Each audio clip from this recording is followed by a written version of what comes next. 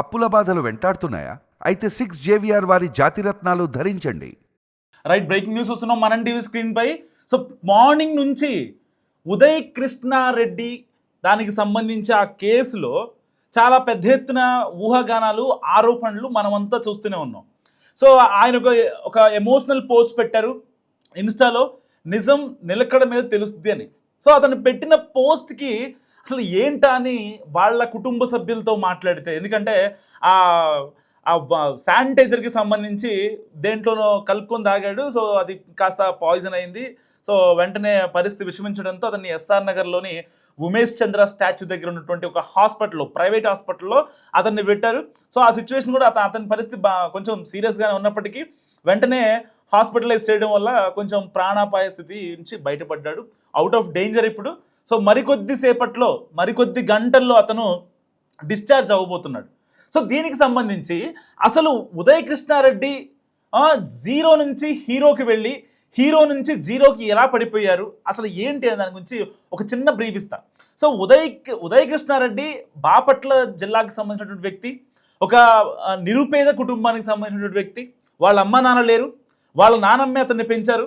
So వాళ్ళ grand mother పోర్షన్లో నుంచి బయటకు వచ్చిన తర్వాత సో అతను కానిస్టేబుల్గా వచ్చాడు. అండ్ ఆ కానిస్టేబుల్ నుంచి ఇవాళ కట్ చేస్తే ఐపీఎస్ ట్రైనింగ్లో ఉన్నాడు.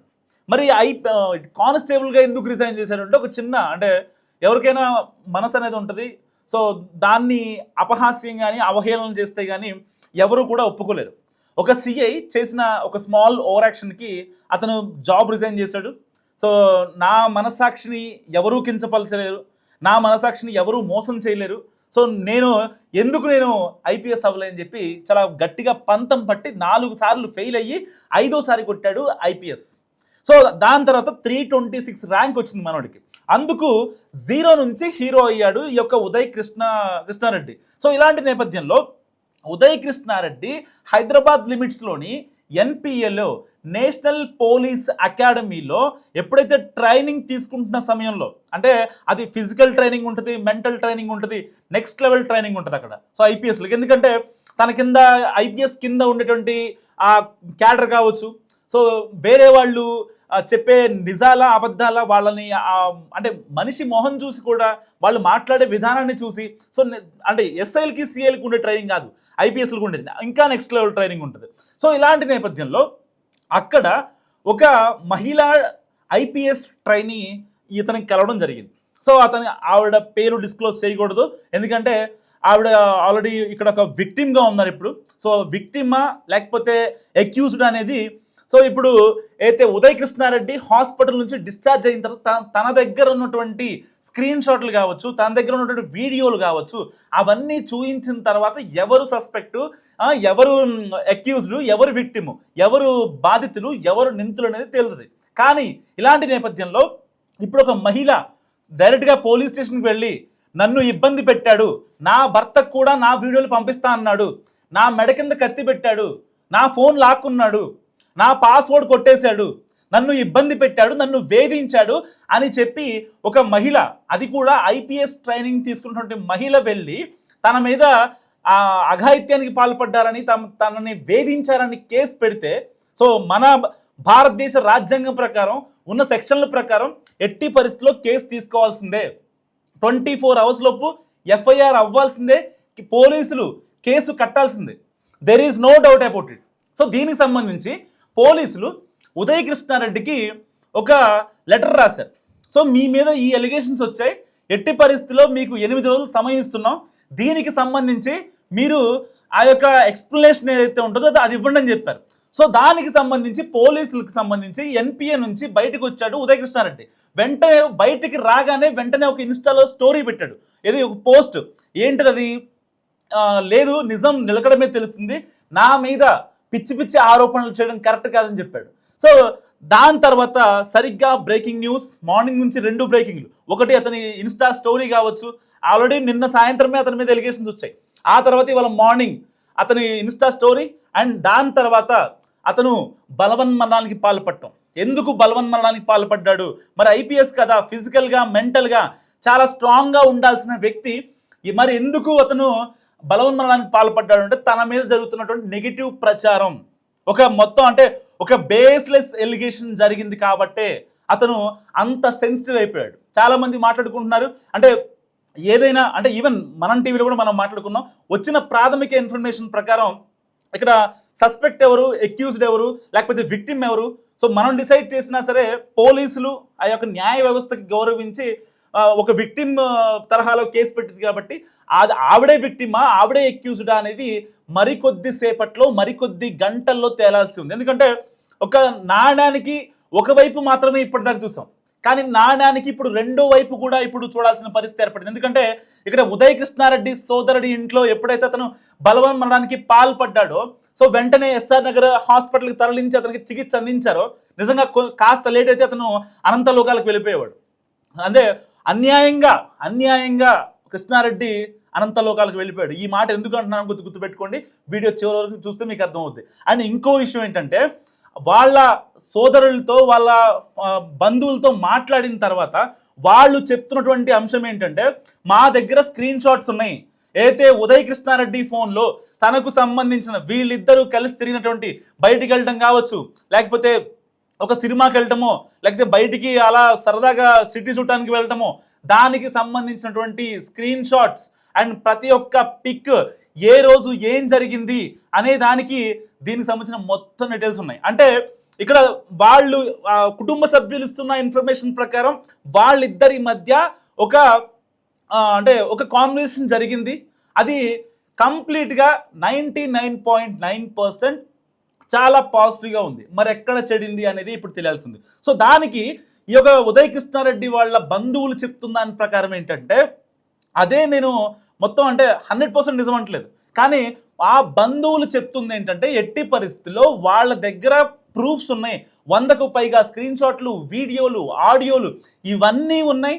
సో మరి కాసేపట్లో లాయర్లతో మాట్లాడిన తర్వాత వాటిని మేము బయట పెడతాం, అప్పుడు తేల్చండి మీరు ఎవరు ఎక్యూజ్డ్ ఎవరు విక్టిము అనేది. సో ఇలాంటి నేపథ్యంలో కొన్ని డాట్స్ కనెక్ట్ చేసుకునే ప్రయత్నం చేద్దాం. సో ఆ మహిళ ఐపీఎస్ ఎవరైతే ఉన్నారో, ట్రైనీగా తోటి ఎవరైతే ఉన్నారో ఆవిడ ఆల్రెడీ పెళ్ళైంది, తనకి ఏజ్ వచ్చేసి 30 ఏళ్ళు. ఆల్రెడీ అతని భర్త తమిళనాడులో ఉన్నారు, ఒక ఐఏఎస్గా వర్క్ చేస్తున్నారు. ఎప్పుడైతే వీళ్ళిద్దరి వ్యవహారం కొంచెం అంటే శృతి మించుతోందో అప్పటికే వాళ్ళ హస్బెండ్కి ఇతను ఈ ఉదయ్ కృష్ణారెడ్డి హాస్పిటల్లో ఉన్నటువంటి ఉదయ్ కృష్ణారెడ్డి మ్యాటర్ మొత్తం చెప్పేశారు. సో మ్యాటర్ మొత్తం చెప్పిన తర్వాత నా భర్తకి నా పర్మిషన్ లేకుండా ఎలా చెప్తావంటూ ఆవిడ చాలా పెద్ద దాన్ని అంటే మెహర్బానీ చేసేసింది. అంటే వాస్తవానికి ఇక్కడ ఉదయ్ కృష్ణారెడ్డి చాలా రోజులుగా వీళ్ళిద్దరూ ఒక రిలేషన్లో ఉన్నారు. దాని తర్వాత ఎప్పుడైతే ఈ రిలేషన్ అంతా వద్దు మనకి, ఆల్రెడీ నీకు పెళ్ళైంది, వీళ్ళిద్దరూ పెళ్ళికి కూడా చూసారంట ఆవిడ ప్రోద్బలంతోనే, ఆవిడ ప్రెజర్ వల్లే, అండ్ ఇప్పుడు కూడా మళ్ళీ ఆవిడే కేసు పెట్టిందని చెప్పి ఈ యొక్క ఉదయ్ కృష్ణారెడ్డి వాళ్ళ బంధువులు మాట్లాడుతున్నారు. దానికి సంబంధించి వాళ్ళు మాట్లాడుతున్నారు కాబట్టి మనం మాట్లాడుకోవడం కాదు, వాళ్ళ దగ్గర సాలిడ్ ఎవిడెన్సెస్ ఉన్నాయని చెప్పి చాలా కరాఖండిగా చెప్తున్నారు వాళ్ళు. అంటే ఇక్కడ వాస్తవానికి ఇక్కడ కొన్ని కేసులు మనం చూసుకుందాం.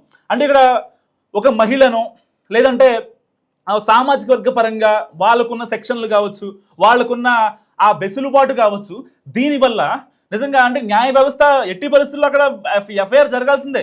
ఎఫ్ఐఆర్ జరిగినంత మాత్రాన ఉదయ్ కృష్ణారెడ్డి ఇక్కడ నిందితుడు కాదు, ఎందుకంటే వాళ్ళ దగ్గర చాలా ఎవిడెన్స్ ఉన్నాయి. సో ఏ ఒక్క ఎవిడెన్స్ కూడా బయటికి రానివ్వలేదు. సో న్యాయ సలహా తీసుకున్న తర్వాత ఫర్దర్గా, ఎందుకంటే ఇప్పుడు అతను ఉదయ్ కృష్ణారెడ్డి హాస్పిటల్లో ఉన్నాడు, మరి కొద్దిసేపట్లో అతను డిశ్చార్జ్ అవ్వబోతున్నాడు. డిశ్చార్జ్ అయిన తర్వాత సో ప్రాపర్గా వెళ్ళి పోలీసులకి, అత్తాపూర్ పోలీసులకి, ఎందుకంటే అత్తాపూర్ పిఎస్లో కేసు కంప్లైంట్ రైజ్ అయింది, అక్కడి నుంచి ఎన్పిఏకి వెళ్ళారు, నేషనల్ పోలీస్ అకాడమీకి, అక్కడికి వెళ్ళి సీసీటీవీ ఫుటేజ్లు కావచ్చు వాళ్ళ ఇన్ఫర్మేషన్ వాళ్ళు ఇస్తున్నారు, స్టేట్మెంట్ కూడా రికార్డ్ చేస్తున్నారు. సో ఇప్పుడు ఉదయ్ కృష్ణారెడ్డికి 8 రోజులు సమయం ఇచ్చారు పోలీసులు, కాబట్టి ఈ లోపల వెళ్ళి వాళ్ళకి స్టేట్మెంట్ ఇచ్చేసిన తర్వాత అతని దగ్గర ఉన్న ఆధారాలు ప్రూఫ్స్ అన్ని చూపించిన తర్వాత ఆరోపణలు ప్రత్యారోపణలు ఇవన్నీ జరుగుతాయి. సో అప్పటిదాకా ఉదయ్ కృష్ణారెడ్డి ఒక అక్యూజ్డ్గానే ఉంటాడు.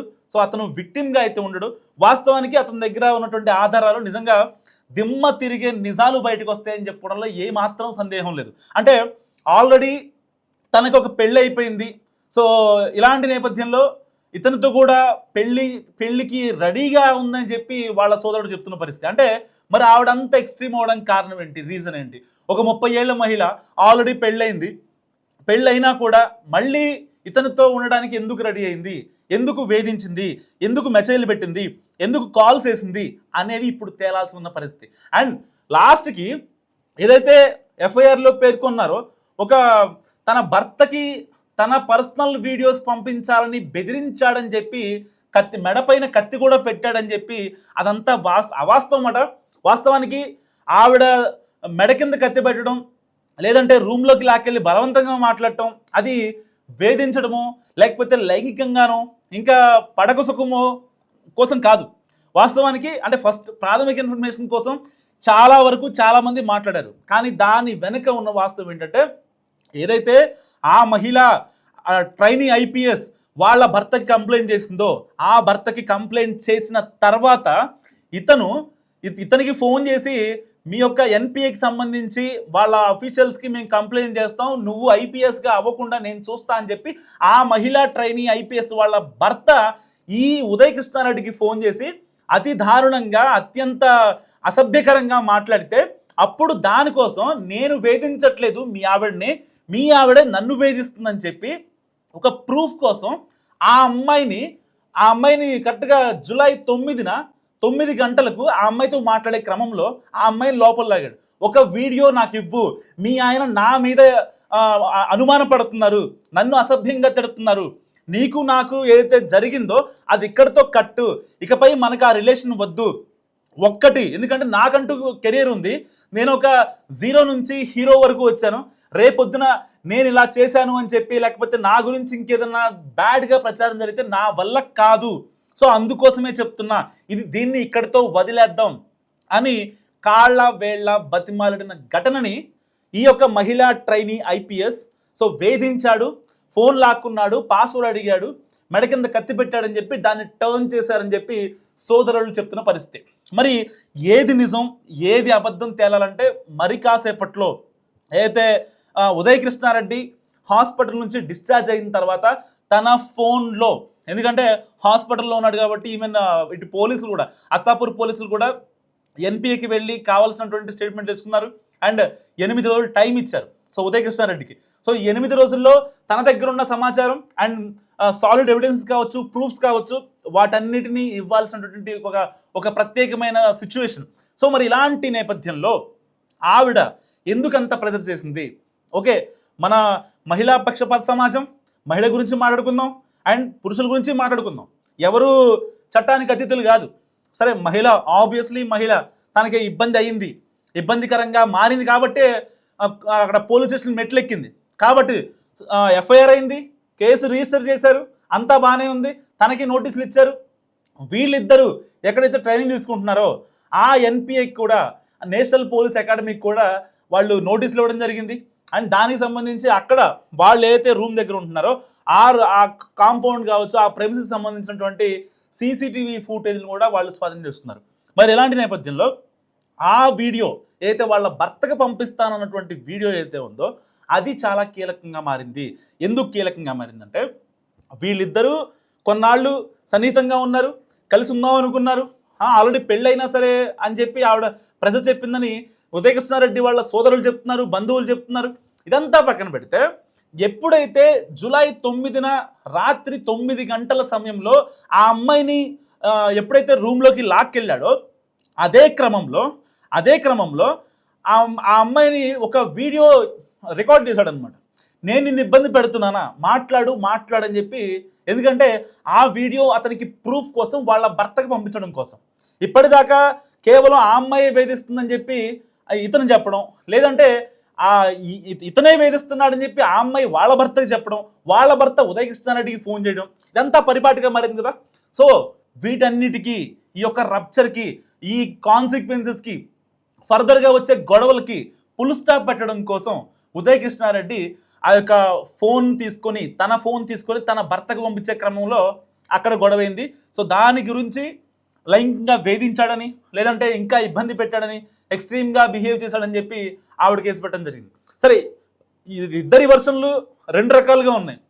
మరి ఎవరు కరెక్ట్, ఎవరు ఫ్రాడ్ అన్నది మరి కాసేపట్లో తెలియాల్సింది. సో ఏది ఏమైనప్పటికీ వీళ్ళ దగ్గర ఉన్నటువంటి వాస్తవాలు బయటకు వస్తే కేసు మొత్తం తిరిగే అవకాశం ఉంది. మీరేమనుకుంటారో మస్ట్ కామెంట్ చేయండి.